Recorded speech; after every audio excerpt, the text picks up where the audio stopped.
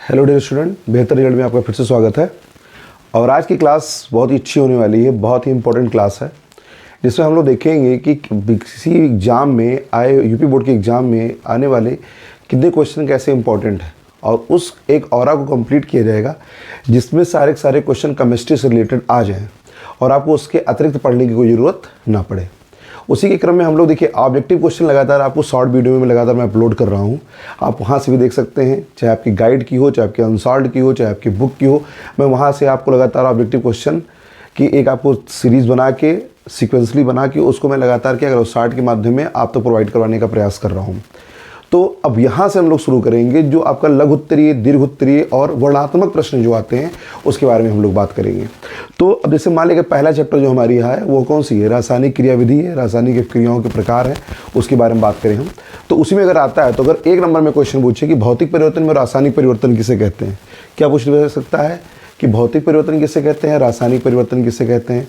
तो भौतिक परिवर्तन और रासायनिक परिवर्तन में आपको अच्छा सा एग्जाम्पल अगर देखा जाए, भौतिक परिवर्तन में देखिए सीधी बतानी है कि वह प्रक्रम या वह प्रक्रिया या वह परिवर्तन जिसमें क्रिया करने के पश्चात, क्या बोलेंगे, क्रिया करने के पश्चात अगर पदार्थ अपने प्रारंभिक अवस्था में आ जाए तो ऐसे परिवर्तन जो होते हैं वो क्या कहलाते हैं, आपको बताया जाता है उसमें भौतिक परिवर्तन बोला जाता है। भौतिक परिवर्तन क्या है बोलेंगे, क्योंकि वो क्रिया कर रहा होगा और क्रिया करने के पश्चात अपने प्रारंभिक अवस्था में आ रहा है।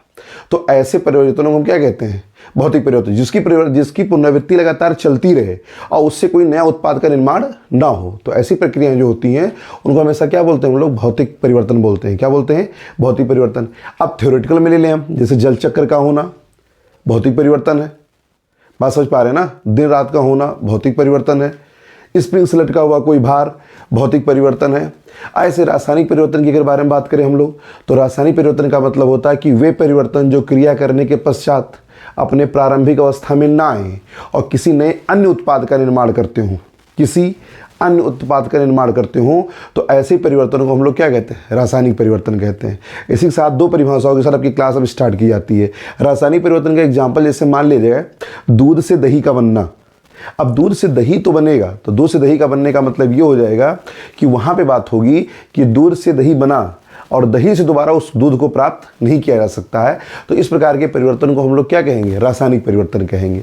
तो अब इसको आप दोनों परिभाषाओं को आप समझ रहे होंगे कि भौतिक परिवर्तन क्रिया करने के पश्चात जो प्रारंभिक अवस्था में आने में सक्षम हो, ऐसे परिवर्तन को क्या बोलेंगे हम लोग, भौतिक परिवर्तन बोलेंगे। और वे परिवर्तन जो क्रिया करने के पश्चात अपने प्रारंभिक अवस्था में ना आए, किसी अन्य उत्पाद का निर्माण करते हों, तो ऐसे परिवर्तन को हम लोग क्या कहते हैं, रासायनिक परिवर्तन कहते हैं। इस चीज़ को आप समझ रहे होंगे जो हमने आपको दो परिभाषा सुनाई। अब इसी के क्रम में हम लोग आगे चलते हैं, जिसे बताया गया कि अगर वर्णात्मक प्रश्न में अगर चले हम लोग, और पहला क्वेश्चन लघु उत्तरीय में दिया गया है कि सल्फ्यूरिक अम्ल। अब देखिए यहाँ पे अगर हम बात करें किसकी, लघु उत्तरीय की बात करें, लघु उत्तरीय एक अच्छा 10 के लिए है आपका। लघु उत्तरीय प्रश्न में सीक्वेंसली हल करने का प्रयास किया जाएगा। इसको कहता है कि सल्फ्यूरिक अम्ल और सोडियम हाइड्रोक्साइड के, सल्फ्यूरिक अम्ल का मतलब होता है कि आपने ले लिया H2SO4 और H2SO4 के साथ में क्या लिया, सोडियम हाइड्रोक्साइड को लिया। क्या लिया, सोडियम हाइड्रोक्साइड। और सोडियम हाइड्रोक्साइड का फार्मूला क्या होता है, NaOH होता है। ये आपका सल्फ्यूरिक एसिड है, सल्फ्यूरिक एसिड है। और यहाँ पे अगर बात होगी तो ये आपका सोडियम हाइड्रोक्साइड है। अब जब सोडियम हाइड्रोक्साइड की क्रिया हम सल्फ्यूरिक एसिड से करते हैं, देखिए ऐसे क्वेश्चन जो होते हैं सबसे ज़्यादा कहाँ पूछे जाते हैं, क्या होता है जब में पूछे जाते हैं, या कैसे प्राप्त करोगे तो इसमें पूछे जाते हैं। तो इन दोनों की सीरीज में जितने भी क्वेश्चन आने वाले हैं वो सारे क्वेश्चन को हम लगातार क्या करेंगे, कंप्लीट करने का पूर्ण प्रयास करेंगे कि एक वीडियो में अगर रासायनिक अभिक्रिया की क्रियाविधि से रिलेटेड कोई भी क्वेश्चन आते हों तो उस क्वेश्चन को हम लोग वन शॉट में निपटाने का प्रयास करेंगे। अब देखिए यहाँ पे, अब अगर इसको अगर हम तोड़ें यहाँ पे तो ये प्लस में टूटेगा, ये माइनस में टूटेगा, यहाँ से सोडियम धनायन में जाएगा और ये ऋणायन में जाएगा। तो अब यहाँ पे सल्फेट के ऊपर चार्ज कितना है, डबल माइनस, और सोडियम के ऊपर एक चार्ज है, तो यहाँ पे इसकी सांद्रता को क्या करना पड़ेगा, बढ़ाना पड़ेगा। तो यहाँ से बनेगा जो वो बन जाएगा Na2SO4 और प्लस क्या बनेगा, H2 बन जाएगा। क्या बनेगा यहाँ पे, H2 बनेगा। अब चूंकि यहाँ देखिए हाइड्रोजन दो यहाँ पे है और दो हाइड्रोक्साइड है, तो यहाँ पे बनने वाला क्वांटिटी क्या होगा, 2H2 हो जाएगा। और इसी को हम लोग क्या बोलेंगे, सोडियम सल्फेट बोलते हैं। क्या बोलते हैं इसको, सोडियम सल्फेट। तो अगर क्वेश्चन एग्जाम में पूछता है कि क्या होता है जब सल्फ्यूरिक अम्ल की क्रिया सोडियम हाइड्रोक्साइड से करते हैं, किससे, सोडियम हाइड्रोक्साइड से, किसकी, सल्फ्यूरिक एसिड की रिएक्शन करते हैं, तो क्या प्राप्त होगा, तो बताइएगा भैया कि सोडियम सल्फेट के साथ में हमारा क्या निकलेगा, H2 निकलेगा। क्या निकलेगा, H2। अगला क्वेश्चन कह रहा है कि अगर फास्फोरस, किसको, फास्फोरस अगर क्लोरीन के साथ मिला दी जाए, किसके साथ मिला दी जाए, क्लोरीन के साथ मिला दी जाए, तो अब फास्फोरस जब क्लोरीन के साथ मिलेगी तो वहाँ पे थोड़ी सी क्या होगी, दहन होगा, थोड़ा सा दहन होगा, जलेगा वो, और जल के क्या बनाएगा, फास्फोरस पेंटाक्लोराइड। शब्द को समझने का प्रयास कीजिएगा कि जब कभी भी फास्फोरस किसके साथ में, क्लोरीन के साथ क्रिया करे, इसी को हम लोग फास्फोरस बोलते हैं, फास्फोरस, और यहाँ पे ये की कौन है, क्लोरीन है। तो जब कभी भी फास्फोरस क्लोरीन से रिएक्शन करेगी तो यहाँ पे क्या होगा, ये जलेगी, क्योंकि क्लोरीन आपकी कैसी है, गैस है, तो जलकर क्या बनाएगी, ये फास्फोरस पेंटाक्लोराइड बनाती है। क्या बनाती है, फास्फोरस पेंटाक्लोराइड बनाती है। इसको नोट कर लीजिएगा कि यहाँ पे बनेगा फास्फोरस पेंटाक्लोराइड। क्या बनेगा, फास्फोरस पेंटाक्लोराइड। अब रिएक्शन को बैलेंस करना है तो यहाँ पे हिट एंड ट्रायल प्रोसेस में 5 मोल क्लोरीन ले लीजिए तो 5 दूनी 10 क्लोरीन हो गई, और यहाँ पे फास्फोरस की मात्रा कितनी है, 1 मोल है, तो 2 मोल अगर इसको बढ़ा दें तो यहाँ पे ये भी क्या हो जाएगा, बैलेंस हो जाएगा। ऐसे आपकी तीसरी रिएक्शन आती है जिसमें कह रहा है कि क्या होता है या कैसे प्राप्त करेंगे जब जिंक की क्रिया सिल्वर नाइट्रेट से करते हैं। बहुत ही अच्छी रिएक्शन है कि जिंक की रिएक्शन अगर हम सिल्वर नाइट्रेट से करते हैं, किससे करते हैं, सिल्वर नाइट्रेट से, तो जिंक का मतलब हो गया कि जिंक के ऊपर चार्ज होता है +2 का, और यही रिएक्शन करेगी सिल्वर नाइट्रेट से। तो यहाँ पे अगर बात करें सिल्वर नाइट्रेट की तो ये आपका फार्मूला है सिल्वर नाइट्रेट, और यहाँ पे बात होगी तो ये फार्मूला है जिंक का। इसको यहाँ पे ऐसे तोड़ दिया जाएगा तो Ag+ में टूट जाएगा, नाइट्रेट माइनस में टूटेगा, यहाँ पे 2 चार्ज लेंगे, इसके ऊपर +2 चार्ज होगा, तो अगर बनेगा तो यहाँ पे तो क्या बन जाएगा, देखिए ये बनेगा ZnNO3 का होल ट्वाइज। इसी को हम लोग बोलते हैं जिंक नाइट्रेट। क्या बोलते हैं, जिंक नाइट्रेट। और जिंक नाइट्रेट के साथ में यहाँ पे मुक्त क्या होगा, आपका सिल्वर मुक्त हो जाएगा। क्या मुक्त हो जाएगा, आपका सिल्वर मुक्त हो जाएगा। तो ये 3 रिएक्शन आपकी अभी तक पूछी जा रही हैं कि कैसे प्राप्त करोगे H2SO4 से सोडियम सल्फेट। तो सोडियम सल्फेट को बनाने के लिए, किसको, सोडियम सल्फेट को बनाने के लिए हमको H2SO4 से क्रिया करानी पड़ेगी, और प्रतिस्थापन विधि द्वारा, विस्थापन विधि द्वारा, अन्य विक्रियाओं के समक्ष उससे ये आपको क्या प्राप्त होगा, उत्पाद प्राप्त होगा। यहाँ पे DDR लग रहा है आपके घर में, द्विविस्थापन अभिक्रिया बोलते हैं। क्या बोलते हैं इसको, द्विविस्थापन अभिक्रिया बोलेंगे। आगे रिएक्शन कर दी गई, चौथी रिएक्शन कह रहा है कि कैसे प्राप्त करेंगे मैग्नीशियम क्लोराइड यदि क्रिया मैग्नीशियम से। तो मैग्नीशियम से अगर क्रिया करवाते हो, किसकी, कह रहा है कि हाइड्रोजन क्लोराइड की, तो हाइड्रोजन क्लोराइड का फार्मूला होता है HCl। देखिए ऐसे क्वेश्चन अगर आपकी, देखिए जो कोई भी हम आपको न्यूमेरिकल इसमें करवा रहे हैं या जो भी आपको क्वेश्चन इसमें करवा रहे हैं, ये सबका रूपांतरण है। यहाँ पे इसने सिर्फ भाषा में दिया है कि क्या होता है जब, या कैसे प्राप्त करोगे जब कोई क्रिया सल्फ्यूरिक अम्ल की कास्टिक पोटास से या सोडियम हाइड्रोक्साइड से की जा रही हो और सोडियम सल्फेट के साथ में जल प्राप्त हो, तो उसका उचित समीकरण दीजिए। क्वेश्चन ऐसे पूछेगा आपसे। तो ऐसे क्वेश्चन करने के लिए आपको हर एक यौगिक का सूत्र पता होना चाहिए।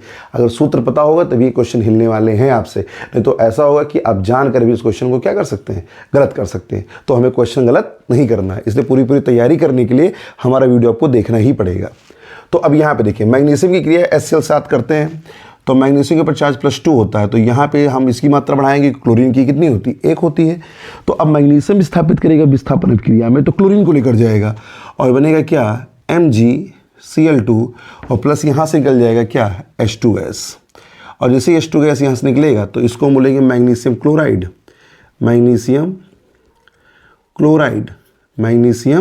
क्लोराइड बनेगा। तो ये आपकी 3-4 रिएक्शन बहुत ज़्यादा इंपॉर्टेंट है, जिसको आपको लगातार क्या करना है, पढ़ के रखना है। ऐसे 5वीं रिएक्शन इसमें कह रहा है, 5वां रिएक्शन क्या कह रहा है, 5वां कह रहा है इसमें कि अगर हम कॉपर सल्फेट से रिएक्शन करा दें। देखिए अब आगे इसमें समीकरण नहीं दिया गया है, इसमें कह रहा है कि ये तो आपका समीकरण होगा लघु उत्तरीय का। आगे कह रहा है कि दिए गए क्वेश्चन को आपको संतुलित करना, तो संतुलित करने के लिए समीकरण को संतुलित करने के लिए हमने आपको पिछले वीडियो में अनसॉल्व सॉल्व करवाए हैं लगातार। तो इसमें पहला क्वेश्चन कह रहा है कि बेरियम हाइड्रोक्साइड को जब HBr से विक्रिया करवाते हैं, पहला दे रहा है कि बेरियम हाइड्रोक्साइड की रिएक्शन जब HBr से हो, किससे हो? HBr से हो। तो अब मीडियम कौन सा दिया गया है बाबूजी? तो ये भी एक्वस में दिया गया है और HBr भी किस में दिया गया है? एक्वस में ही दिया गया है। अब इसकी रिएक्शन जब होगी तो यहाँ पे अगर इसको हम तोड़ दें तो आयन प्रतिस्थापन होगा तो H प्लस और Br माइनस में टूटेगा। अब बेरियम जो आपका आता है सेकंड ए का मेंबर है। कहाँ का मेंबर है ये? सेकंड ए का मेंबर है। और सेकंड ए के मेंबर में जो चार्ज होता है वो +2 का चार्ज होता है। तो ये कुछ ऐसे टूटेगा OH, फिर यहाँ से क्या टूटेगा? OH, ऐसे करके निकलेगा। बात समझ रहे हैं ना इसको? तो अब यहाँ पे जो बेरियम हाइड्रोक्साइड को इसने तोड़ा तो बेरियम हाइड्रोक्साइड से ने HBr को तोड़ दिया तो बन क्या सकता है इसमें? तो इसने कहा कि बनेगा हमारे साथ में BaBr2 बेरियम ब्रोमाइड, और बेरियम ब्रोमाइड के साथ में खूब सारी मात्रा में क्या निकलेगा? जल निकलेगा। तो यहाँ पे अगर रिएक्शन को इसने क्या निकाल दिया है? H2 निकाला। तो देखिए पहला काम क्या करना है, यहाँ पे देखो 2 OH है यहाँ पे और 1 H यहाँ पे। बात समझिएगा, यहाँ पे BaBr2 में अगर टूट रहा है तो इसके बाद जब चार्ज +2 होगा तो यहाँ पे ब्रोमाइड के ऊपर कितना चार्ज है? माइनस का 1 चार्ज है। कितना चार्ज है? माइनस का 1 चार्ज है। और कितने के साथ प्रतिस्थापित करेगा? जितना धन आयन उतना ऋण आयन। तो यहाँ पे इसकी मात्रा हमको क्या करनी पड़ेगी? बढ़ानी पड़ेगी। तो ये बनेगा BaBr2 बन जाएगा और यहाँ से क्या निकल जाएगा? खूब सारा मात्रा में जल निकलेगा। देखो तो 2 हाइड्रोजन यहाँ पे, 2 हाइड्रोजन यहाँ पे, 4, और 4 हाइड्रोजन को अगर डायटोमिक फॉर्म में अगर हम कंट्रीब्यूट करते हैं तो वो 2H2 में जाएगा और ऑक्सीजन की मात्रा 2 है तो 2H2 का फॉर्मेशन वो कर सकता है। तो इस चीज़ को आप समझ रहे होंगे कि मैं क्या कहना चाह रहा हूँ यहाँ पे, समझ रहे हैं ना इस चीज़ को। फिर अगला क्वेश्चन कह रहा है, तो यहाँ पे देखिए अब हमने यहाँ पे कितने मल्टीप्लाई करवाया? 2 से मल्टीप्लाई करा, तो इससे समीकरण क्या हो जाएगी? आपकी संतुलित हो जाएगी। अब दूसरा कह रहा है यहाँ पे कि पोटेशियम साइनाइड की क्रिया H2SO4 से करवाई गई। किससे करवाई गई है? पोटेशियम साइनाइड की क्रिया, पोटेशियम साइनाइड की क्रिया किसके साथ में? कह रहा है H2SO4 के साथ करवानी है। तो जब H2SO4 के साथ करवाई गई किसकी? पोटेशियम साइनाइड की रिएक्शन, तो अब यहाँ से क्या हो सकता है? अब अगर इसको तोड़ देकर हम लोग तो यहाँ पे SO4 डबल माइनस टूटेगा, Cn माइनस में, और ये किस में टूटेगा? प्लस में टूटेगा। तो अब इसके पास में अगर हाइड्रोजन को प्रतिस्थापित करना है तो इसकी मात्रा को क्या करना पड़ेगा? बढ़ाना पड़ेगा। और जैसे यहाँ पे इसकी मात्रा बढ़ाएंगे तो यहाँ पे क्या बन जाएगा आपका? ये बनेगा K2SO4 प्लस 2KCN। क्या बनेगा? 2KCN बन जाएगा। बात समझ रहे हैं ना यहाँ पे? तो बनेगा यहाँ पे कितना? तो यहाँ पे क्या बन सकता है आपका कि पोटेशियम साइनाइड से जो हम H2SO4 की क्रिया करवाएंगे तो पोटेशियम सल्फेट के साथ में पोटेशियम साइनाइड प्राप्त होगा। पोटेशियम सल्फेट के साथ में पोटेशियम साइनाइड, ये भी DDR की रिएक्शन है, डबल डिस्प्लेसमेंट रिएक्शन इसको बोलते हैं। तो यहाँ पे हम लोग बात कर सकते हैं इसकी। फिर तीसरा रिएक्शन इसमें कह रहा है, बहुत ही इंपॉर्टेंट है, कि अगर एल्युमिनियम की क्रिया अगर हमने किया किसके साथ में? अगर एल्युमिनियम की क्रिया हमने HCl के साथ करवा दिया, किसके साथ करवा दिया? HCl के साथ करवा दिया, तो क्या हो सकता है? तो कहता है कि अगर एल्युमिनियम की क्रिया अगर इसने अम्ल से किया है तो निश्चित रूप से जो बनेगा वहाँ पे वो AlCl3 बनेगा, और AlCl3 के साथ उसने हाइड्रोजन को क्या करना है? विस्थापित कर देना है। तो इस चीज़ को समझने का प्रयास कीजिएगा यहाँ पे। तो अब क्या करें हम लोग कि यहाँ पे क्लोरीन का विस्थापन हो, तो क्लोरीन के विस्थापन के लिए हम लोग क्या कर सकते हैं कि अब यहाँ पे इसकी संयुक्ता कितनी है? +3 है, और यहाँ पे इसकी संयुक्ता कितनी है? -1 है। बात को समझ रहे हैं ना? ऐसे किसी आयन के प्रतिस्थापन से ही किसी समीकरण को संतुलित कर सकते हैं। तो यहाँ पे क्या करें हम कि अगर यहाँ पे अगर करना है तो डायटोमिक फॉर्म में हाइड्रोजन को निकालना है तो यहाँ पे 6 मोल ऑफ HCl कर दीजिए। कितना मोल? 6 मोल ऑफ HCl। अब जब 6 मोल ऑफ HCl रखेंगे तो यहाँ पे क्लोरीन की मात्रा कितनी निकलेगी? 3 मोल। तो कितना करे कि 6 हो जाए? तो 3 दूनी 6, तो यहाँ पे कितना करना पड़ेगा? 2 मोल करना पड़ेगा। तो 2 3 6, और हाइड्रोजन यहाँ पे डायटोमिक फॉर्म में अपने तो कि 2 है यहाँ पे, तो कितना करे कि 6 हो जाए? तो 3H2 हो जाएगा। तो यहाँ पे मात्रा कितनी बढ़ानी पड़ेगी? 2Al बढ़ानी पड़ेगी। कितनी बढ़ानी पड़ेगी? 2Al। देखो भैया, इस समीकरण को संतुलित करने के लिए आपको लगातार क्या करना है कि किसी भी चीज़ को आपको उसको प्रैक्टिस में रखना है। अगर जितना आप प्रैक्टिस में किसी चीज़ को रखेंगे, जैसे हमारे पास क्वेश्चन की सीट है तो हम क्वेश्चन की सीट को प्रैक्टिस में लेकर रखते हैं, लगातार उस क्वेश्चन को करने का प्रयास किया जा रहा है कि आपको कंटेंट में किसी भी क्वेश्चन में कोई दिक्कत ना पड़े। और ये सारे क्वेश्चन किसी ना किसी एग्जाम में आए हुए हैं, इसको भी जान लीजिए। बात समझ रहे हैं ना? हर एक क्वेश्चन जो दिया जाएगा इस समय वो जान लीजिए कि आपके लिए कहीं ना कहीं उस सब्जेक्ट से रिलेट करेगा और किसी ना किसी ईयर में आया होगा। आपकी किताब के ले लीजिए, आपके एनसीईआरटी को ले लीजिएगा, अपनी टेक्स्ट बुक ले लीजिए, अपने अनुसार को ले लीजिएगा, सबके साथ में बात यहाँ पे हो रही है। तो अगला क्वेश्चन कह रहा है यहाँ पे कि जब कार्बन डाइऑक्साइड की क्रिया अगर वाटर के साथ करवाई गई, किसके साथ कह रहा है कि जब कार्बन डाइऑक्साइड की क्रिया वाटर के साथ करवाई गई हो, किसके साथ करवाई गई हो, वाटर के साथ, तो यहाँ पे बनेगा क्या, देखो ये फोटोसिंथेसिस की एक छोटी सी रिएक्शन होती है। जब कार्बन डाइऑक्साइड की क्रिया हम H2 के साथ थोड़ा सा क्या करते हैं, गर्म करवा देते हैं, तो बनता है यहाँ पे C6H12O6 के साथ में खूब सारा अमाउंट में ऑक्सीजन और थोड़ी सी मात्रा किससे निकलती है, जल की निकलती है। तो अब ऐसे समीकरण को संतुलित करना है तो क्या करना है, कार्बन कितना दिया गया 6 मोल, तो निश्चित रूप से कार्बन यहाँ पे कितना मोल लगेगा, 6 ही मोल लगेगा। इसी को समझ रहे होंगे ना। तो यहाँ पे 6 मोल कार्बन लगे, तो यहाँ पे हमने बढ़ा दिया क्या 6CO2। अब ऑक्सीजन वाला मैटर फंस रहा है, तो यहाँ पे 12 और 2 14 है, और यहाँ पे 6 दूनी 12 1 13 है, तो 2 4 मोल से तो यहाँ पे दिक्कत होगी नहीं, तो इसको कितना कर दिया आप 8 मोल बढ़ा के देख लीजिए, तो 8 दूनी 16। अब यहाँ पे 12 तो खर्च हो गया, यहाँ पे 2 14, तो कितना कर दिया कि 16 हो जाए, तो 2 दूनी 4, तो यहाँ पे 12 और 4 16। अब ऑक्सीजन देख लो, 6 दूनी 12, 12 8 20, यहाँ पे कितना यूज हो गया, यहाँ पे कह रहा है भाई मैं 2 यूज हो रहा हूँ, 20 में से 2 गई कितना 18 बचा, और 18 में से 6 यहाँ पे यूज होगा, कितना बचा 12 बचा। अब कितना चाहिए होगा, तो 2 है यहाँ पे, 6 से मल्टीप्लाई करा दीजिए, तो 6O2 बन जाएगा। क्या बन जाएगा 6O2। तो यहाँ पे जब कार्बन डाइऑक्साइड की रिएक्शन H2 के साथ कराएगी, तो यहाँ पे क्या मिला हमको, ग्लूकोज मिला। क्या मिला यहाँ पे, ग्लूकोज मिला। तो ये आपकी इंपॉर्टेंट रिएक्शन है, बहुत अच्छी रिएक्शन है। यहाँ पे अगली रिएक्शन कह रहा है कि जब कॉपर सल्फाइड की क्रिया, किसकी, कॉपर सल्फाइड की क्रिया ऑक्सीजन से करते हैं, तो इसको संतुलित कीजिए। तो अब कॉपर सल्फाइड का मतलब ये हो जाएगा यहाँ पे कि कह रहा है Cu2S की रिएक्शन किसके साथ में, कह रहा है कि ऑक्सीजन के साथ में करिए। और जब हमने ऑक्सीजन के साथ में किया, तो यहाँ पे इसने क्या कर दिया कि Cu2O निकाल दिया, और Cu2O के साथ में थोड़ी सी मात्रा में इन्होंने क्या लिया होगा, SO2 लिया होगा। क्या लिया होगा, SO2 लिया होगा। तो अब यहाँ पे एक चीज़ दिमाग लगाइए आप लोग कि यहाँ पे सिर्फ ऑक्सीजन की मात्रा घट और बढ़ रही है। किसकी मात्रा घट बढ़ रही है, ऑक्सीजन की मात्रा घट बढ़ रही है। और ऑक्सीजन की मात्रा घटने बढ़ने से क्या होगा, थोड़ा सा हिट एंड ट्रायल यूज करेंगे। तो अगर यहाँ पे 1 मोल से तो बात बननी नहीं है, तो इसको 2 मोल कर दीजिए। तो जब 2 मोल किए, तो यहाँ पर क्या पर कितना है, एटॉमिक फॉर्म में 2 मोल है, तो यहाँ पे इसके कितना हो गया, 2 मोल हो गया। तो अब देखो यहाँ पे 2 दूनी 4, ऑक्सीजन कितना है 4, और 4 और 2 6। अब सल्फर की बात हो रही है, तो सल्फर भी यहाँ पे कितना है, इतना मोल दिया गया, तो यहाँ पे इसका मल्टीप्लाई होगा, तो ये भी 2 मोल बढ़ेगा। समझ रहे ना इस चीज़ को। तो यहाँ पे क्या बनेगा, 2 और 2 2 4, तो 4 और 2 6, तो यहाँ पे कितना ले लेंगे 3O2 ले लें। तो 3O2 ले लेंगे, तो समीकरण हमारा क्या माना जाएगा, संतुलित मान लिया जाएगा। क्या मान लिया जाएगा, संतुलित मान लिया जाएगा। आगे की ओर चलते हैं हम लोग। फिर क्वेश्चन कह रहा है इसमें, बहुत ही इंपॉर्टेंट रिएक्शन है ये, कह रहा है कि जब आयरन की क्रिया अगर H2O से कराई गई, किसी क्रिया, आयरन की क्रिया अगर H2O के साथ करवाई गई, किसके साथ करवाई गई, H2O के साथ करवाई गई, तो बना क्या, फेराइट। तो Fe3O4 प्लस H2 बना। तो अब देखो हिट एंड ट्रायल, आयरन कितना 3, तो यहाँ पे 3 मोल ले लीजिए बाबूजी। ऑक्सीजन कितना है यहाँ पे 4, तो अगर 4 मोल हमने यहाँ पे ऑक्सीजन दे दिया, तो यहाँ पे 4 दूनी 8, और 8 यहाँ पे अगर है, तो यहाँ पे कितना 4 मोल ऑफ और हाइड्रोजन। समीकरण संतुलित हो गया। ध्यान से देखिए इस चीज़ को। तो यहाँ पे आपको ऐसे भी समीकरण को क्या कर सकते हैं, संतुलित कर सकते हैं।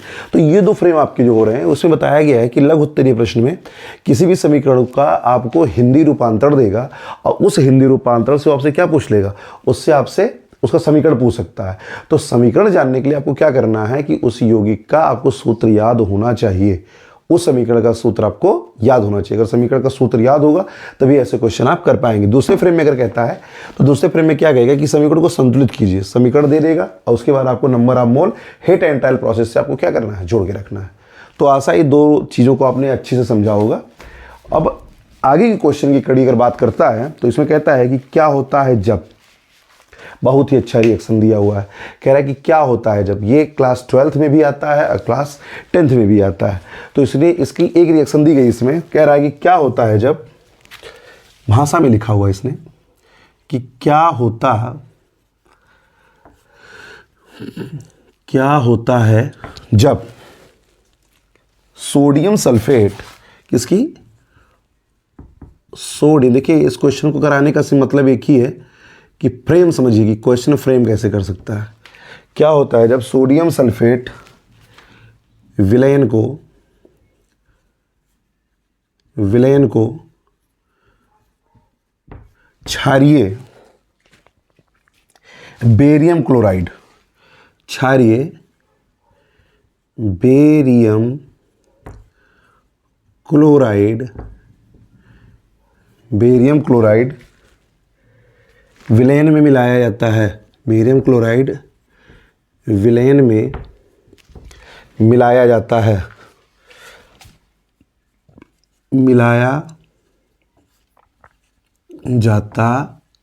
है, तो अब देखो यहाँ पे पहला तो यहाँ पे पूछ रहा है कि सोडियम सल्फेट।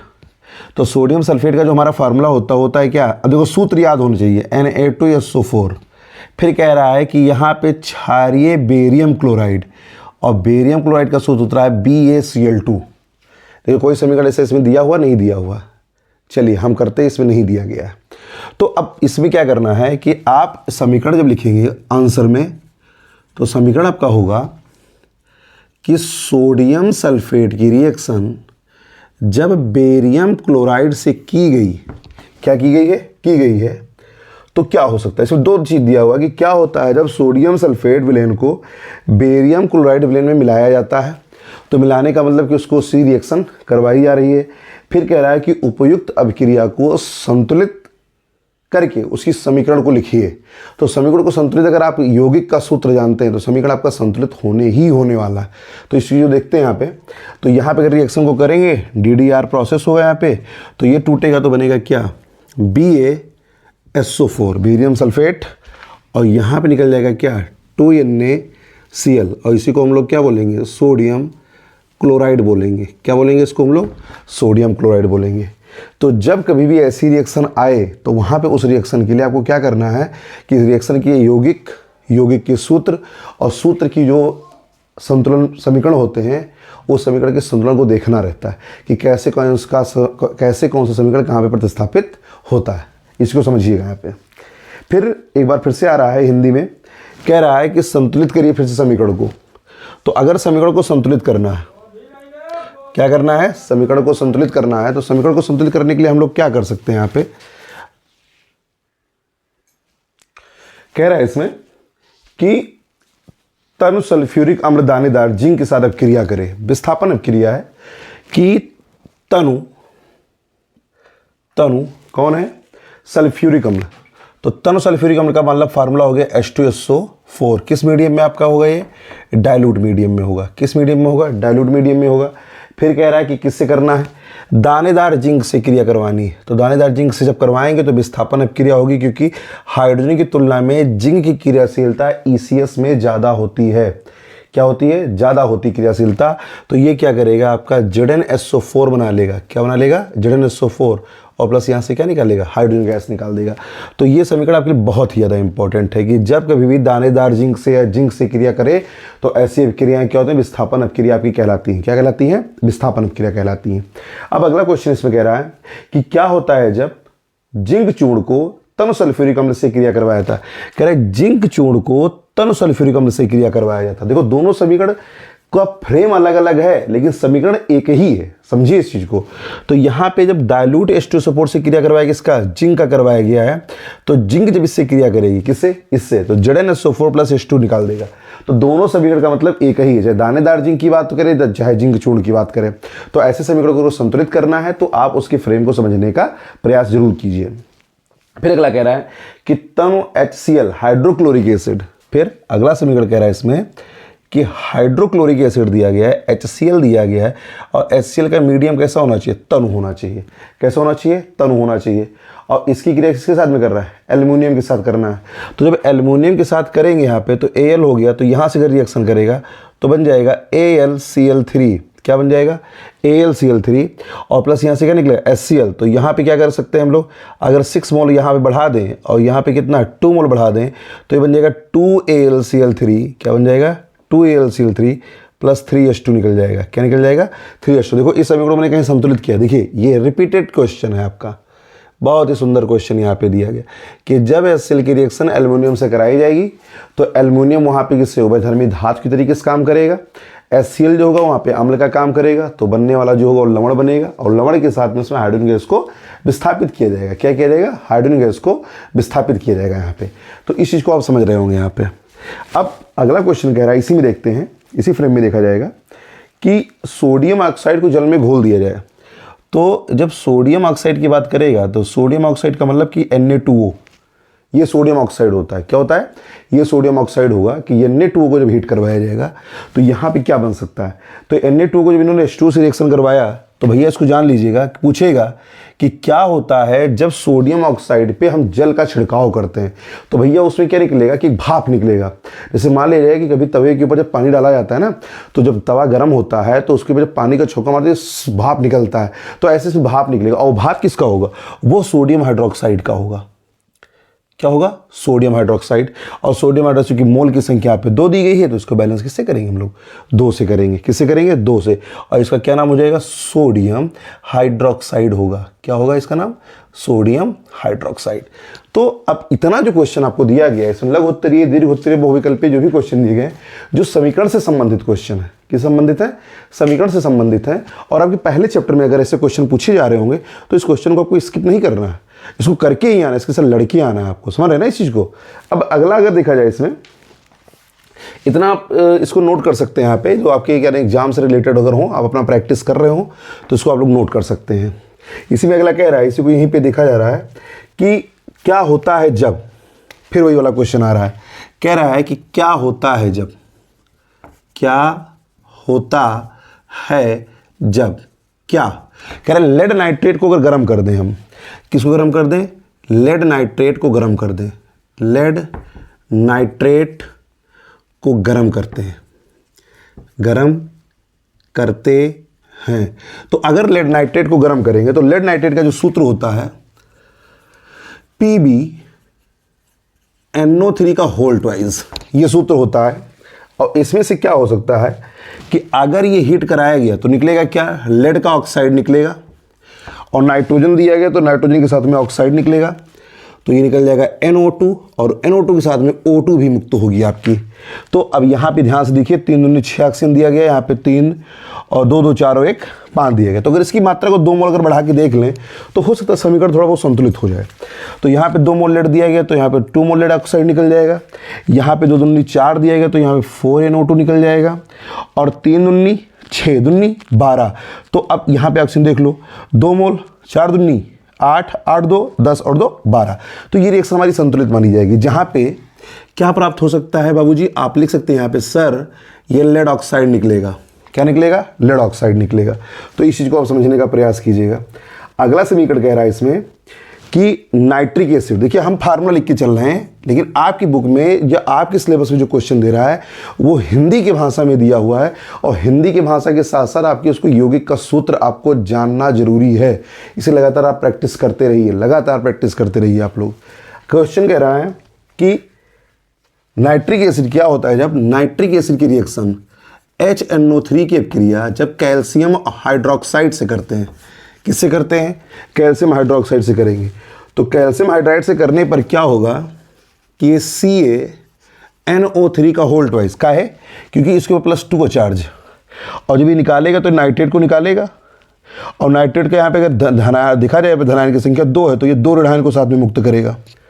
तो यहाँ पे देखा जाए तो CaNO3 का होल ट्वाइस, इसी को हम लोग क्या बोलते हैं? कैल्शियम नाइट्रेट बोलते हैं। क्या बोलते हैं? Calcium nitrate. और खूब सारे मात्रा में जल निकलेगा, तो 2 हाइड्रोजन यहाँ पे, 2 हाइड्रोजन यहाँ पे, 2H2 निकल जाएगा। क्या निकल जाएगा? 2H2। तो ये छोटा सा समीकरण आपका होता है जिसमें आप क्या होता है जबकि क्वेश्चन को आप ऐसे कर सकते हैं। अगला क्वेश्चन इसमें कह रहा है, यहीं पे देखिए हम सॉल्व किए दे रहे हैं, इसको देख लीजिएगा। कह रहा है क्वेश्चन कि जब एथेनोइक एसिड की रिएक्शन, एथेनोइक एसिड का मतलब कि CH3COOH, इसी को एसिटिक एसिड भी बोलते हैं, और इसी को हम लोग क्या बोलते हैं? एथेनोइक एसिड बोलेंगे। क्या बोलेंगे? Ethanoic acid. क्या होता है जब एथेनोइक एसिड की रिएक्शन सोडियम कार्बोनेट से करते हैं, Na2CO3 से करेंगे। तो अब एक एसिड है और एक आपका सोडियम कार्बोनेट है, तो सोडियम कार्बोनेट के साथ क्या निकलेगा? आपका निकल जाएगा CH3COONA, जिसको हमारी भाषा में सोडियम एसिटेट बोलते हैं। और सोडियम एसिटेट के साथ में कार्बन डाइऑक्साइड निकलेगा, और कार्बन डाइऑक्साइड में क्या निकलेगा? H2 निकलेगा। इसी को हम लोग बोलेंगे क्या? सोडियम एसीटेट बोलेंगे। क्या बोलेंगे? सोडियम एसीटेट बोलेंगे। तो अब यहाँ पे देखिए कितना मोल निकल रहा है? 2 मोल निकला, कार्बन भी 2 मोल निकला है। अब ऑक्सीजन देख लीजिए, जल देख लीजिए, हाइड्रोजन, तो 2 हाइड्रोजन यहाँ पे यूज हुआ, 2 3 5 और यहाँ पे 3 और 1 4, लफड़ा हो गया भाई। तो हाइड्रोजन को यहाँ पे क्या करना है, संतुलित करके रखना है हम लोग। तो अब हिट एंड ट्रायल अगर यूज करें तो इसको 2 मोल बढ़ा के देख लीजिए, तो अगर 2 मोल यहाँ बढ़ाएंगे तो 2 मोल बाबूजी ये भी बढ़ जाएंगे, और जो 2 मोल ये बढ़ गए तो हाँ आपका सोडियम भी बैलेंस हो गया, क्योंकि सोडियम यहाँ पे 2 मोल दिया गया। अब अगर कार्बन का बात किया जाए तो कार्बन और हाइड्रोजन आपका बैलेंस ही हो जाएगा। तो कहेगा कि जब सोडियम एसीटेट की क्रिया हम सोडियम कार्बोनेट एसिटिक अम्ल की क्रिया जब सोडियम कार्बोनेट से करते हैं, जब एसिटिक अम्ल की क्रिया सोडियम कार्बोनेट से करते हैं तो सोडियम एसीटेट प्राप्त होगा। क्या प्राप्त होगा, सोडियम एसीटेट। और सोडियम एसीटेट में क्या निकलेगा, कार्बन डाइऑक्साइड और जल निकल जाएगा। अगली रिएक्शन कह रहा है कि हम अगर एथेनॉल को गर्म कर दें, एथेनॉल का मतलब कि अल्कोहलिक समूह में है, और ये इसका फार्मूला हो जाएगा C2H5OH in the presence of, कह रहा है कंसंट्रेट H2SO4 की उपस्थिति में। तो H2SO4 की उपस्थिति में अगर इसको गर्म करते हैं तो क्या हो सकता है, इससे निकलेगा C2H4 और प्लस क्या निकल जाएगा, H2 निकलेगा। और C2H4 का मतलब CnH2n+2, और इसको बोलेंगे क्या, एथेन। क्या बोलेंगे इसको हम लोग, एथेन बोलेंगे। तो ये एक छोटा सा एनालिसिस हो रहा है कि जहाँ पे किसी भी क्रिया को किस फ्रेम में कैसे कर सकते हैं। तो आप इस क्वेश्चन को करके रहिएगा, इसमें से कम जान लीजिए कि 95% मैंने आपको इस क्वेश्चन को जो आपको नोट करवाया, इसी के 95% के राउंड में आपके केमिस्ट्री के क्वेश्चन आपके साइंस के पेपर में मिलने वाले हैं। कन्फर्म है, इस चीज़ को जान लीजिएगा। इसका मैकेनिज्म बिल्कुल ऐसे बनेगा, इसका विस्थापन ऐसे बनेगा, इसका ट्रिक ऐसे बनेगा। आप पेपर जब खोल के देखेंगे तो ऐसे क्वेश्चन आपको दिखाई पड़ेंगे। जितने मॉडल पेपर मैंने सॉल्व करवाए हैं उस मॉडल पेपर को आप जरूर सॉल्व करके जाइए, जरूर से जरूर सॉल्व करके जाइए। पूरी केमिस्ट्री मैंने उसमें समाहित करके रखी है, तो आशा है कि इसी को आप समझ रहे होंगे। आप इसको नोट कर सकते हैं, नोट करके इसका स्क्रीनशॉट भी कर सकते हैं। फिर अगले चरण की ओर हम लोग चलते हैं।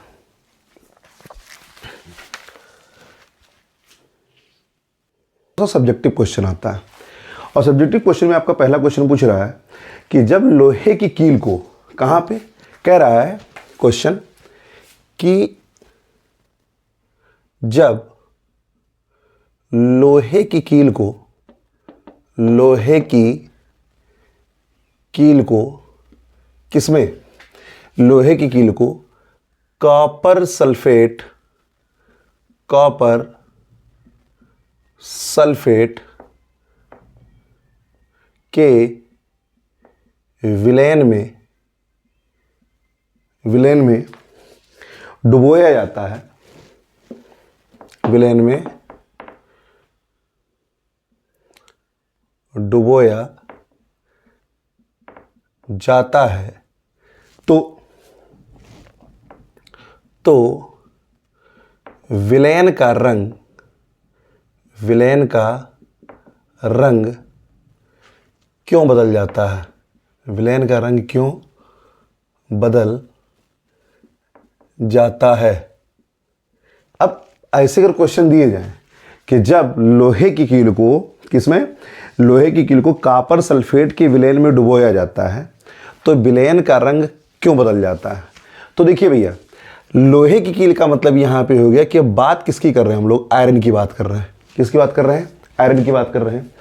तो अब जब आयरन को रखा गया किसमें, कह रहा है कॉपर सल्फेट में, तो अब फार्मूला बहुत छोटा सा, देखिए समीकरण ही आ रहा है, लेकिन क्वेश्चन के फ्रेम को समझिए आप कि क्वेश्चन का फ्रेम कैसे कह रहा है कि जब आयरन को हमने कॉपर सल्फेट के साथ मिक्स करवा दिया तो अब क्या होगा, जब आयरन आपका टूटेगा तो अब देखिए करना क्या है कि ECS में जो आपकी इलेक्ट्रोकेमिकल सीरीज, विद्युत रासायनिक श्रेणी, विद्युत रासायनिक श्रेणी को हमने क्या किया है, शॉर्ट वीडियो के तहत मैंने उसको डाल के रखा है, आप वहाँ से आप अपना ECS कंप्लीट कर सकते हैं। क्योंकि ECS के क्वेश्चन जो होते हैं वो धातु एवं अधातु में, कहाँ पे, धातु एवं अधातु में क्वेश्चन पूछे जाते हैं, जहाँ पे सक्रियता के आधार पे कौन सा धातु कैसा प्रबल होता है, कौन सा धातु दुर्बल होता है, उसके बारे में बात करता है, और उसी के आधार पर उसको क्या कहता है, प्रतिस्थापित कर सकता है।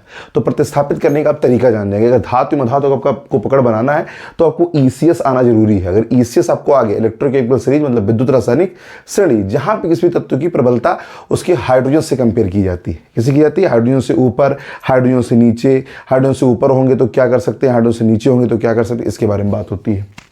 तो अब इसी में अगर हम बात करें तो कह रहा है आपका क्वेश्चन कि जब लोहे की कील को कॉपर सल्फेट के विलयन में डुबोया जाता है तो विलयन का रंग क्यों बदल जाता है? देखिए, मान लिया जाए कि जो आयरन सल्फेट आयरन है, वो आयरन पर रस्टिंग हो या किसी भी प्रकार से कोई कील टाइप का पड़ा हुआ हो, तो अब उसमें हम क्या करेंगे, कॉपर सल्फेट डालेंगे। क्या डालेंगे? कॉपर सल्फेट डालेंगे। तो अब जब कॉपर सल्फेट डालने का मतलब हो गया कि हाइड्रोजन, जब विद्युत रासायनिक श्रेणी की बात होगी तो हाइड्रोजन से नीचे आपका कॉपर है, सिल्वर है, सोना है, मरकरी है, प्लेटिनम है। तो ये क्या करते हैं, जो भी ऊपर वाले तत्व होते हैं हाइड्रोजन से, उनकी रिएक्टिविटी ज़्यादा होती है, और जब नीचे वाले तत्व से क्रिया करने जाएंगे तो वो खट से क्या करते हैं, विस्थापित कर देते हैं। तो जैसे कॉपर सल्फेट को तोड़ना शुरू करेंगे, कौन बैठेगा? आयरन। अब आयरन के ऊपर चार्ज कितना है? +2 का चार्ज है। तो जैसे आयरन आएगा तो कॉपर अपने आप को क्या करेगा, विक्षेपित कर देगा। तो यहाँ पे बनेगा क्या, बन जाएगा FeSO4, और FeSO4 के साथ में क्या निकलेगा, कॉपर आपका मुक्त हो जाएगा। तो जो इसके संगत चार्ज होंगे रस्टिंग वाले या किसी भी प्रकार के, वो क्या करेंगे, इसको मुक्त करेंगे। तो जान लीजिए कील में जंग लगा हुआ है तो वो क्या करेगा, उसकी उस रंग को व्यक्त करेगा। तो यहाँ पे अगर बात करें तो ये क्या हो जाएगा, आयरन सल्फेट होगा। कौन होगा आपका? Iron sulphate. और आयरन सल्फेट के साथ क्या निकलेगा, कॉपर मुक्त हो जाएगा। कौन मुक्त हो जाएगा आपका? इसमें कॉपर मुक्त होने वाला। कौन मुक्त होगा यहाँ पे? कॉपर मुक्त हो जाएगा। तो अब इसको आप समझ रहे होंगे कि विद्युत रासायनिक श्रेणी के बारे में बात हुई। और क्या पूछा जाएगा, कहेगा कि जब आयरन की क्रिया कॉपर सल्फेट के साथ कराई गई, आयरन की क्रिया कॉपर सल्फेट के साथ कराई गई, तो विद्युत रासायनिक श्रेणी के अनुसार, किसके अनुसार? विद्युत रासायनिक श्रेणी के अनुसार आयरन की क्रियाशीलता कॉपर की तुलना में अधिक थी, इसलिए आयरन ने कॉपर को विस्थापित करके आयरन सल्फेट का निर्माण किया और कॉपर को मुक्त कर दिया। आप ऐसे बोलेंगे यहाँ पे, तो इसको आप समझ रहे होंगे। फिर अगला क्वेश्चन इसमें कह रहा है कि ऊष्माक्षेपी और ऊष्माशोषी की पहचान कैसे करेंगे। क्या कहेगा? ऊष्माक्षेपी एवं ऊष्माशोषी की पहचान कैसे की जाएगी। तो भैया एक चीज को ध्यान रखिएगा कि जब अगर बात करिएगा ऊष्माक्षेपी की, तो जितनी भी अभिक्रियाएं हैं, की पॉइंट नोट करिएगा, जितनी भी अभिक्रियाएं हैं उसमें अगर दहन हो रहा होगा तो वह अभिक्रियाएं कैसी होंगी, ऊष्माक्षेपी होंगी। कैसी होंगी? यहाँ पे ऊष्माक्षेपी होंगी। आप इसको समझिएगा यहाँ पे। तो अब कह रहा है कि अगर, अब हम पहले बात करें किसकी, ऊष्माक्षेपी की बात करें। अब ऊष्माक्षेपी की अगर अंग्रेजी देखी जाएगी तो अंग्रेजी के साथ भी एंडोथर्मिक और एक्सोथर्मिक के बारे में बात हो रहा है। तो ऊष्माक्षेपी की परिभाषा कह रहा है, जिसमें दहन अपक्रिया के बारे में बात होगी, कह रहा है कि जिन रासायनिक अभिक्रियाओं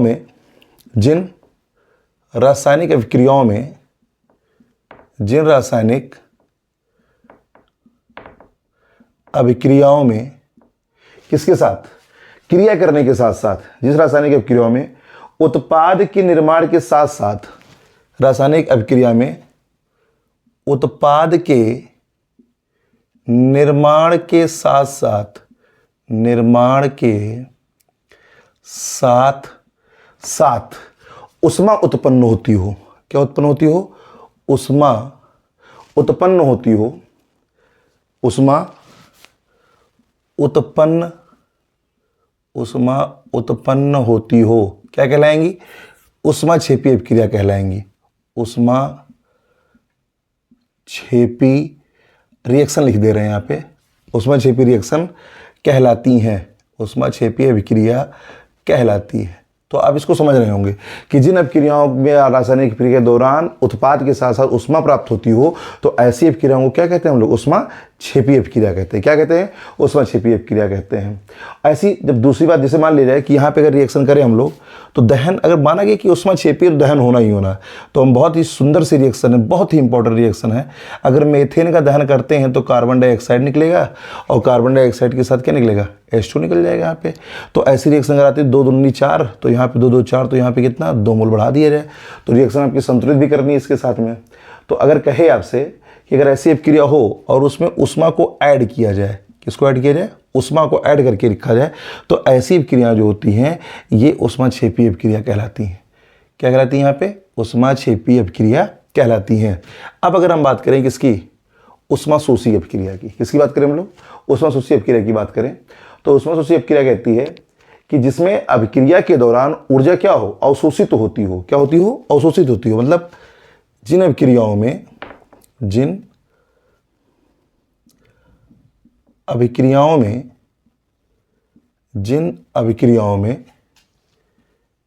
उत्पाद के निर्माण के साथ साथ, क्या बोलेंगे? उत्पाद के निर्माण के साथ साथ, जैसे उत्पाद के निर्माण के साथ साथ ऊष्मा अवशोषित होती हो, ऊष्माजनक क्रियाओं में उत्पाद के निर्माण के साथ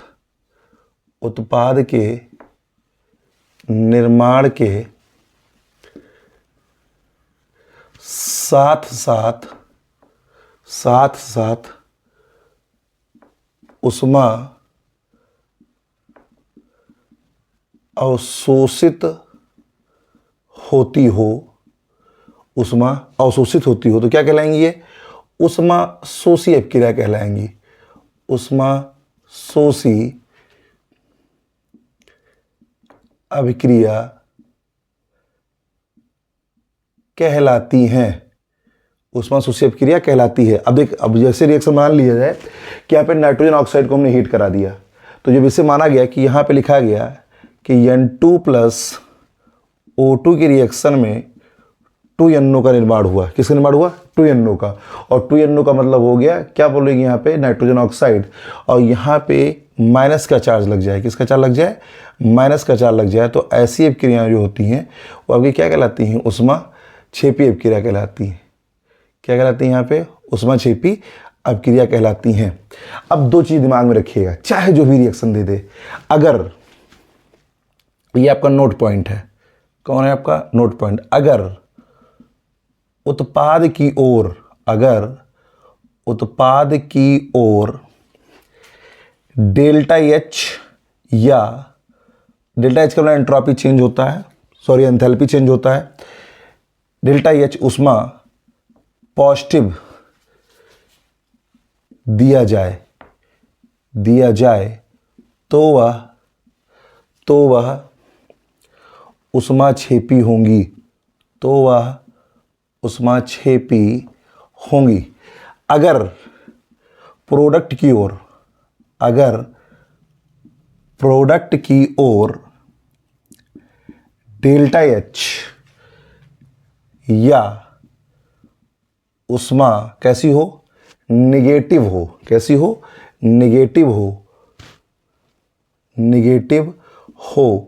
तो ऊष्मा शोषी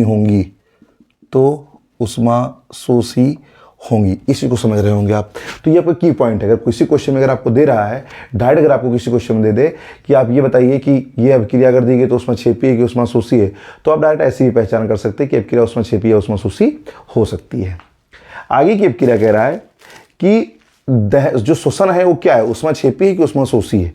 बहुत अच्छा क्वेश्चन दिया है कि दहन क्या हो सकता है।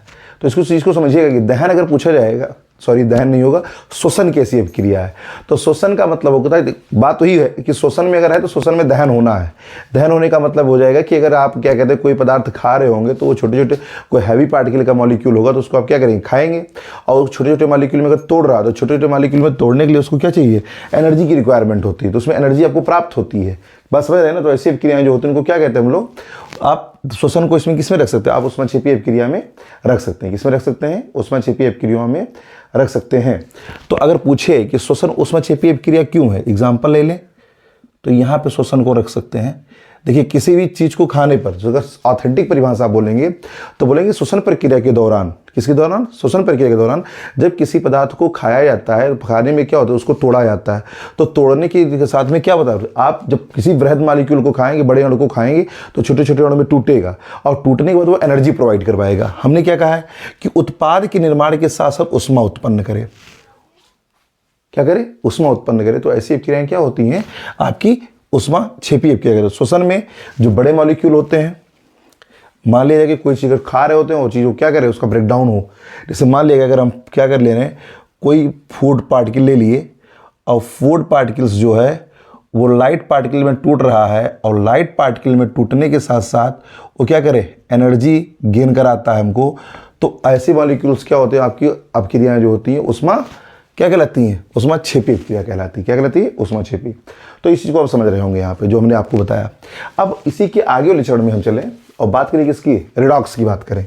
किसकी बात करें हम लोग? रिडॉक्स की बात करें। तो रिडॉक्स रिएक्शन बहुत ही इंपॉर्टेंट टॉपिक है। अगर रिडॉक्स को तोड़ दिया जाए तो ये टूटेगा रेड प्लस ऑक्स में टूटेगा। रेड का मतलब होता है यहाँ पे रिडक्शन। क्या बोलते हैं इसको हम लोग? रिडक्शन बोलते हैं। और ऑक्स का मतलब होता है ऑक्सीडेशन मतलब जिस अभिक्रिया में, क्या बोलेंगे इसको, जिस अभिक्रिया में, जिस अभिक्रिया में, अभिक्रिया में ऑक्सीकरण, ऑक्सीकरण एवं अपचयन दोनों एक साथ, दोनों एक साथ संपन्न होती हैं, दोनों एक साथ संपन्न होती हैं, रिडॉक्स रिएक्शन कहलाती हैं। रिडॉक्स, रिडॉक्स रिएक्शन कहलाती हैं, रिडॉक्स रिएक्शन कहलाती हैं। तो इसी को समझिएगा कि रिडॉक्स का मतलब होता है कि रेड प्लस ऑक्स, तो रेड का मतलब होता है रिडक्शन, क्या बोलते हैं इसको, रिडक्शन बोलेंगे, और ऑक्स का मतलब होता है ऑक्सीडेशन। तो अगर ऑक्सीडेशन और रिडक्शन की प्रक्रिया को पूछा जाए तो बताएंगे कि जिसमें ऑक्सीकरण हो रहा होगा तो उसको हम क्या बोलेंगे, ऑक्सीडेशन बोलेंगे, और जिसमें क्या होगा, अपचयन हो रहा होगा उसको क्या बोलेंगे, जिसमें अपचयन हो रहा होगा उसको क्या बोला जाएगा, उसको बोलते हैं हम लोग रिडक्शन बोलते हैं, क्या बोलते हैं, रिडक्शन। तो ऐसी अभिक्रियाएं बोल सकते हैं यहाँ पे कि जिस अभिक्रिया में ऑक्सीकरण और अपचयन दोनों एक साथ संपन्न हो। तो दोनों एक साथ संपन्न होने का मतलब हो जाएगा कि अगर कोई सेल अगर बना हुआ है तो उसमें एक पर ऑक्सीकरण हो जाए और दूसरे पे क्या हो जाए, अपचयन हो जाए। मतलब दो सेल बने हों जिसमें एक पर ऑक्सीकरण हो और एक पर अपचयन हो, तो वैसी अभिक्रियाएं जो होंगी क्या कहलाएंगी, रिडॉक्स कहलाएंगी, क्या कहलाएंगी, रिडॉक्स कहलाएंगी। अब अगर एग्जाम्पल में देखिए हम लोग, तो मान लिया जाए कि अगर एग्जाम्पल अगर देखिए इसका, तो एग्जाम्पल में कह रहा है कि अगर कॉपर ऑक्साइड की अभिक्रिया अगर H2 के साथ करवा दी जाए तो यहाँ से क्या बनेगा कि ये जो ऑक्सीजन है ये ऐड हो जाएगा इसके साथ में, हाइड्रोजन के साथ जुड़ेगा, तो ये बन जाएगा 2Cu और प्लस क्या बनेगा, H2 बन जाएगा। क्या बनेगा, 2Cu प्लस H2 बन जाएगा। तो यहाँ पे जब कॉपर देखिए, अब ये तो निकला यहाँ पे, तो कॉपर मुक्त हो रहा है आपका, और जो कॉपर अगर मुक्त होगा तो यहाँ से क्या होगा, H2 निकल जाएगा। तो जब H2 निकल रहा होगा तो यहाँ पर H2 जुड़ेगा। तो यहाँ पर अगर हम बात करें तो एक पर ऑक्सीकरण हो रहा है, एक पर क्या हो रहा है, अपचयन। तो अगर हाइड्रोजन गेन कर रहा है किसको, ऑक्सीजन को गेन कर रहा है, तो यहाँ पे क्या हो जाएगा आपका, ऑक्सीकरण हो जाएगा। कौन हो जाएगा आपका, ऑक्सीकरण हो जाएगा। और कॉपर बेचारा ऑक्सीजन का लॉस कर रहा है, तो यहाँ पे क्या हो जाएगा, रिडक्शन हो जाएगा। तो जिस सेल में ऑक्सीकरण एवं अपचयन दोनों प्रक्रिया पूरी होती हैं उन्हीं को हम क्या कहते हैं, आपका रिडॉक्स कहा जाता है। क्या कहा जाता है, रिडॉक्स।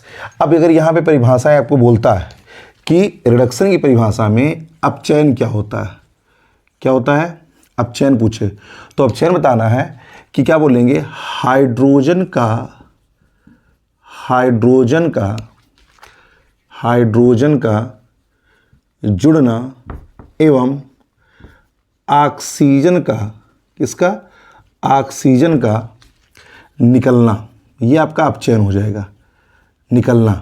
जबकि अगर हम बात करें ऑक्सीडेशन की, ऑक्सीकरण की बात करें तो ऑक्सीडेशन मतलब ऑक्सीडेशन मतलब एडिशन ऑफ एन ऑक्सीजन, तो यहाँ पे ऑक्सीजन का जुड़ना, ऑक्सीजन का जुड़ना एवं हाइड्रोजन का निकलना, किसका निकलना, हाइड्रोजन का निकलना क्या कहलाएगा आपका,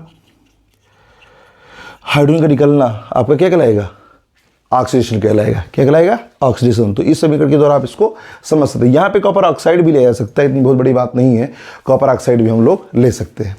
तो ये छोटा सा आपका जो काम हो रहा है यहाँ पे, ये किसका हो रहा है, आपका रिडॉक्स के बारे में बात हुई, ऊष्माक्षेपी ऊष्माशोषी के बारे में बात हुई, ऊष्माक्षेपी ऊष्माशोषी की पहचान कैसे करते हैं, रिडॉक्स की पहचान कैसे करते हैं, इसके बारे में बात हो रही है।